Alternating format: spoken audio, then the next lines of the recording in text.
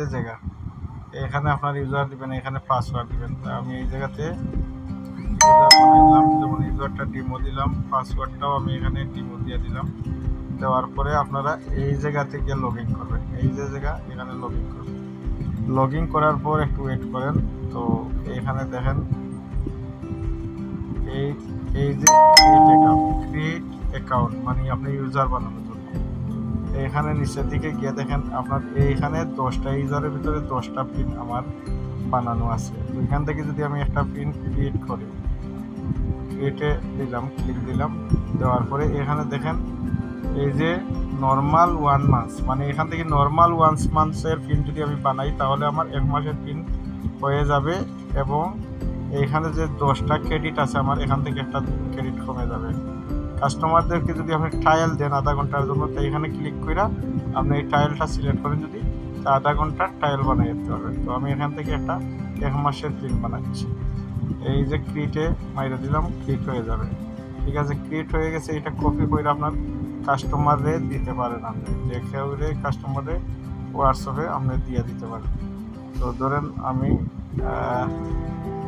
ওনারই সেন্ড করলাম, এইভাবে সেন্ড করতে পারলেন।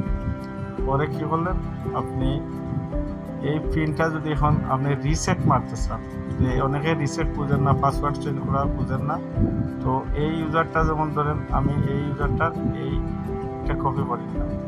এখন আপনাকে কী করতে হবে, ইউজার পাসওয়ার্ড চেঞ্জ এবং ডেট বাড়ানোর জন্য 1 মাসের পিন 2 মাসের কীভাবে করবেন এইটা এখানে করতে পারবেন।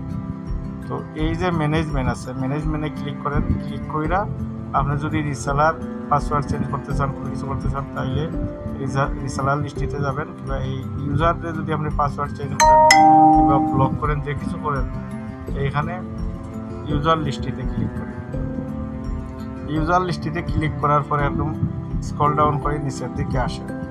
আসার পরে এখানে একটা চার্জ বার এখানে আছে। যদি আপনি অনেক পিনের মাঝে খুঁজিয়ে না পান, যে আপনার যে পিনটা আপনি রিসেট মারতে চাইতেছেন, এইখানে এইভাবে পিনটা আপনি যদি চার্জ বারে দিয়ে দেন তা আপনার সামনে চলে আসবে। সামনে চলে আসলে একটু আপনি বাম দিকে টান দেন। বাম দিকে টান দিলে এখানে দেখেন 3টা বক্স আছে, একটা চোখের মতো, একটা কপি করার। তো আপনি এইটাতে কলম আইকনে ক্লিক করবেন। কলম আইকনে ক্লিক করার পর এখানে দেখেন অপশন আপনার সবগুলো চলে আসে।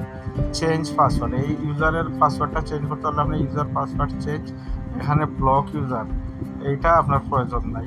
এই যে দেখেন ডিভাইস স্টার, ঠিক আছে, এই ডিভাইস স্টারে যদি আপনি ক্লিক করেন, কইরা যদি এইটা এই কনফার্ম কইরা দেন, তাহলে আপনার ডিভাইস এই পিনটা ডিভাইস স্টার হয়ে যাব। অর্থাৎ এক মোবাইল থেকে অন্য মোবাইলে চালাইতে পারবেন, কিংবা এক মোবাইলের ভিতর আমাদের অন্য অ্যাপসে ডিভাইস স্টার মারি চালাইতে পারবেন। এই এতটুকু ডিভাইস স্টারের কাজ।